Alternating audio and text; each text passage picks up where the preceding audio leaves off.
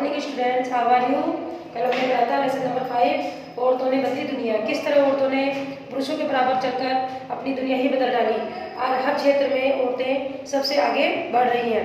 हमने सब पढ़ा, उसमें कितने प्रतिशत कितनी औरतें कहाँ पे क्या कर रही हैं, सब कुछ। अब आगे बढ़ेंगे महिला आंदोलन के बारे में। जब महिलाओं और लड़कियों को पढ़ने का और स्कूल जाने का अधिकार है, अन्य क्षेत्र भी है जैसे कानूनी सुधार, हिंसा और स्वास्थ्य, जहां लड़कियों और महिलाओं की स्थिति बेहतर हुई है। ये परिवर्तन अपने आप नहीं आए, औरतों ने व्यक्तिगत स्तर पर और आपस में मिलकर इन परिवर्तनों के लिए संघर्ष किया है। इन संघर्षों को महिला आंदोलन कहा जाता है। देश के विभिन्न भागों से कई औरतें और कई महिला संगठन इस आंदोलन के हिस्से हैं। कई पुरुष भी महिला आंदोलन का समर्थन करते हैं। इस आंदोलन में जुटे लोगों की मेहनत, निष्ठा और उनकी विशेषताएं इसे एक बहुत ही जीवंत आंदोलन बनाती है। इससे चेतना जागृत करने, भेदभाव का मुकाबला करने और न्याय हासिल करने के लिए भिन्न भिन्न रणनीतियों का उपयोग किया जाता है। इनकी कुछ झलकियां आप यहाँ देख सकते हैं। अभियान, भेदभाव और हिंसा के विरोध में अभियान चलाना महिला आंदोलन का एक महत्वपूर्ण हिस्सा है। अभियानों के फलस्वरूप नए कानून भी बनते हैं। सन 2006 में एक कानून बना जिसके घर के अंदर शारीरिक और मानसिक हिंसा को भोग रही औरतों को कानून सुरक्षा दी जा सके। इसी तरह महिला आंदोलन के अभियानों के कारण 1997 में सर्वोच्च न्यायालय ने कार्य के स्थान और शैक्षणिक संस्थाओं में महिलाओं को साथ देने वाली यौन प्रताड़ना से उन्हें सुरक्षा प्रदान करने के लिए दिशा निर्देश जारी किए। एक और उदाहरण देंगे तो 1980 के दशक में देश भर के महिला संगठनों ने दहेज हत्याओं के खिलाफ आवाज उठाई। नवविवाहित युवतियों को अपने पति और ससुराल के लोगों को दहेज के लालच में मौत के घाट उतार दिया जाता था। महिला संगठनों ने इस बात की कड़ी आलोचना की और कानून अपराधियों को कुछ नहीं कर पा रही थी। उस मुद्दे पर महिलाएं सड़कों पर निकल आई। उन्होंने अदालत के दरवाजे खटखटाए और आपस में अनुभव जानकारियों का आदान प्रदान किया। अतः यह समाज का एक बड़ा सार्वजनिक मुद्दा बन गया और अखबारों में छाने लगा। दहेज से संबंधित कानून को बदला गया ताकि दहेज मांगने वाले परिवार को दंडित किया जा सके। आप देखो इसमें कितनी पिक्चर्स बनी हुई है, उसमें देखो आप कितना विरोध हो रहा है। लेडीज ये सब रैलियां निकाल रही है, प्रदर्शन कर रही है और इससे हमको बहुत लाभ भी मिला। बंधुत्व व्यक्त करना, न्याय के अन्य मुद्दों औरतों के साथ बंधुत्व व्यक्त करना भी महिला आंदोलन का ही हिस्सा है। 8 मार्च अंतर्राष्ट्रीय महिला दिवस को दुनिया भर की औरतों ने अपने संघर्ष को ताजा करने और जश्न मनाने के लिए इकट्ठी होती है। हर 14 अगस्त को बागा में भारत पाकिस्तान की सीमा पर हजारों लोग इकट्ठा होते हैं और एक सांस्कृतिक कार्यक्रम आयोजित करते हैं। ऊपर की तस्वीर के भारत और पाकिस्तान के लोगों के बीच बंधुत्व प्रदर्शित करते हुए औरतें जलती हुई मोमबत्ती उठा लेती हैं। देखो इसके लेसन हमारा पूरा हो गया। अब हम इसके सब संकलन पढ़ेंगे। रूढ़िवादी धारणा क्या होती है? जब हम विश्वास करने लगते हैं कि विशेष धार्मिक, आर्थिक, क्षेत्रीय समूह के लोगों को कुछ निश्चित विशेषताएं होती है या वे केवल खास प्रकार का कार्य ही कर सकते हैं, तब रूढ़िवादी धारणाओं का जन्म होता है। जैसे इस पाठ में हमने देखा, लड़के और लड़कियों को अलग अलग विषय लेने के लिए कहा जाता है कि लड़कियां तो सिर्फ आर्ट्स ही पढ़ेंगी या इतिहास और ये पढ़ेंगे और लड़के गणित और विज्ञान पढ़ेंगे, लेकिन कार्य उनकी रुचि के न होकर और उनका लड़का लड़की होने का होता है। ये रूढ़िवादी धारणा ये है कि लड़का ये करेगा और लड़की ये करेगी। रूढ़िवादी धारणाएं हमें लोगों को उनकी व्यक्तित्व विशेषताओं के साथ देखने को रोकती है। भेदभाव तब होता है जब हम लोगों की समानता व आदर का व्यवहार नहीं करते हैं। तब होता है जब व्यक्ति या संस्थाएं पूर्वग्रहों से ग्रसित होती है। भेदभाव तब होता है जब हम किसी के साथ अलग अलग व्यवहार करते हैं या भेद करते हैं। उल्लंघन, जब कोई जबरदस्ती कानून तोड़ता है या खुले रूप से किसी का अपमान करता है, तब हम कह सकते हैं कि उसने उल्लंघन किया है। यौन प्रताड़ना, इसका आशय औरतों की इच्छा के विरुद्ध उनके साथ यौन से जुड़ी हुई समझ शारीरिक व मौखिक हरकतें करने से होता है। देखो आज हमारा लेसन पूरा हो गया है। आप शब्द संकलन भी करेंगे और हम कुछ क्वेश्चन आंसर भी कराते हैं। क्वेश्चन नंबर फर्स्ट आपकी बुक में है। फर्स्ट वाला, सेकंड वाला देखो। सेकंड वाला क्वेश्चन आप किताब में से उठा लेना, बाकी आंसर मैं लिखा देती हूँ। राज सुंदरी देवी, क्वेश्चन क्या था? देखो क्वेश्चन पढ़ा के बताओ ना आपको क्वेश्चन क्या है।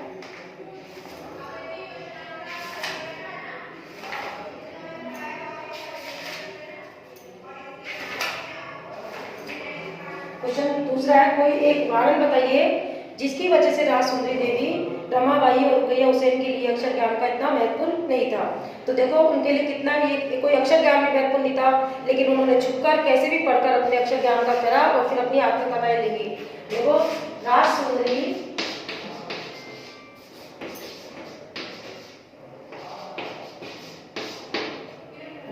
देवी, रमाबाई और रुकैया हुसैन।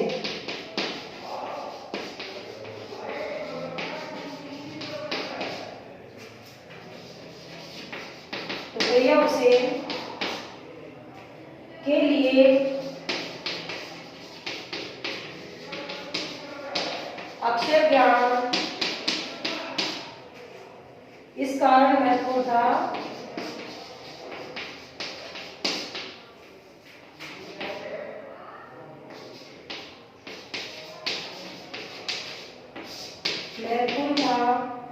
क्योंकि वे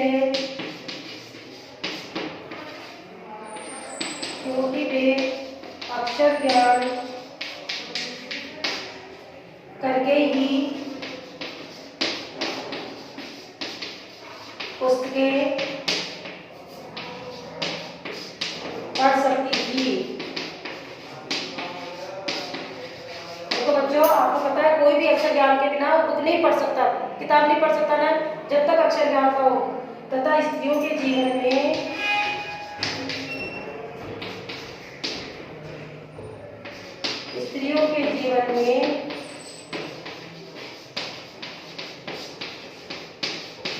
परिवर्तन ला सकती थी।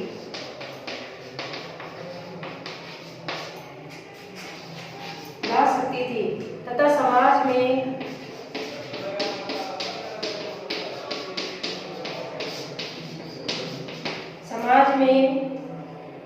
लिंग संबंधी असमानता के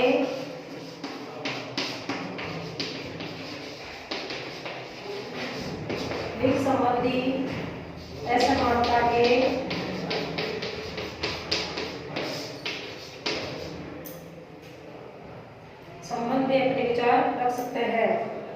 असमानता के संबंध में अपने विचार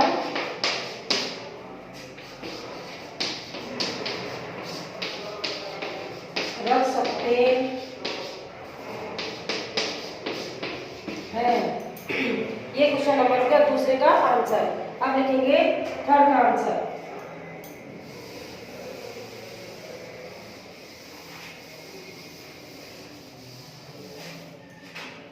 आंसर नंबर थर्ड आंसर क्या है? देखो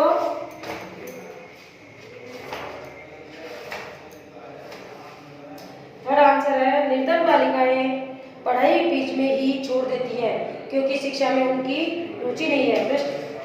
पृष्ठ 17 पर दिए गए चीजों को पढ़कर स्पष्ट कीजिए कि कथन सही क्यों नहीं है। तो देखो आपको ये पता होगा कि इसलिए सही नहीं है क्योंकि लड़कियों को एक तो गांव ग्राम क्षेत्रों में स्कूल ही नहीं होते। स्कूल होते हैं तो लड़कियों को कोई पढ़ने भेजना नहीं देता, या फिर वहाँ अध्यापक नहीं होते हैं, या स्कूल इतनी दूर होते हैं तो लड़कियों को इतनी दूर का आने जाने का कोई साधन नहीं होता, और साधन होता है तो माँ बाप उनके पास पैसे नहीं होते कि वो उनके साधन के पैसा पे भर सकें। इस तरह लड़कियों का वहाँ पर पढ़ना वो हो जाता है। अब देखो क्वेश्चन नंबर थर्ड आंसर देखो इसका, निर्धन बालिकाएं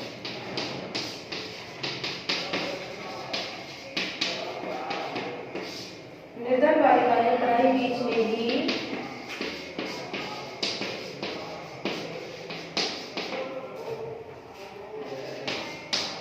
इसलिए नहीं छोड़ देती है, पढ़ाई बीच में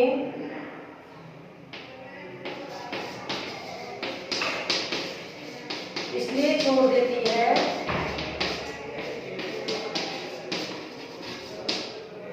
क्योंकि शिक्षा में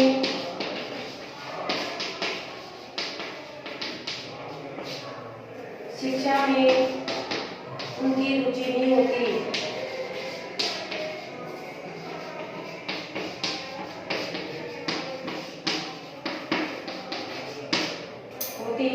है, रुचि नहीं है, बल्कि इसलिए छोड़ देती है इसलिए छोड़ देती है कि उनके इसके लिए छोड़ देती है इसलिए कि उन्हें पर्याप्त सुविधाएं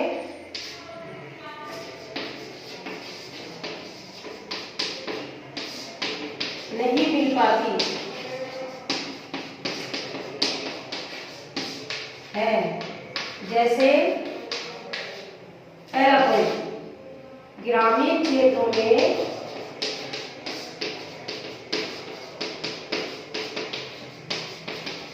स्कूल ही नहीं होते हैं। सेकंड, वहाँ अध्यापक ही नहीं होते हैं। तीसरा पॉइंट, उनके घरों में स्कूल काफी दूर होते हैं। उनके घरों से स्कूल काफी दूर होते हैं। उनके घरों से स्कूल काफी दूर होते हैं। वहां तक आने जाने में उन्हें असुविधा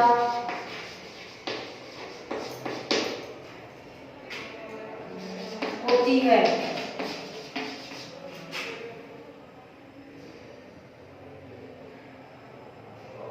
या परिवार वाले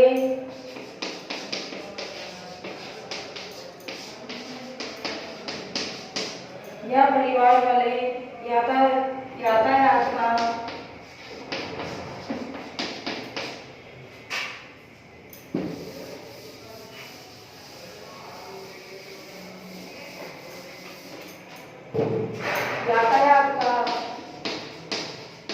खर्चा नहीं उठा पाते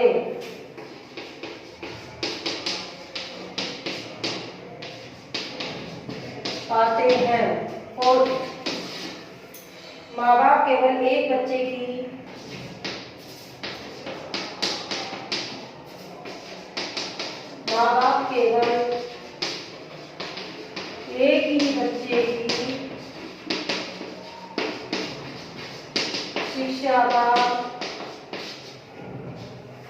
शिक्षा का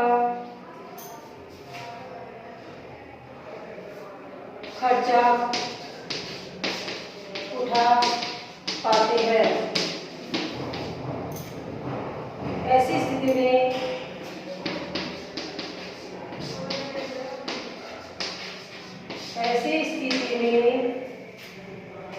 वे लड़कों को की प्राथमिकता देते हैं। ये क्वेश्चन हो गया हमारा सेकंड और थर्ड। अब आगे के क्वेश्चन हम कल कराएंगे। आप इनको बहुत सुंदर राइटिंग में HW कॉपी में कर लेना कंप्लीट। समझ गए?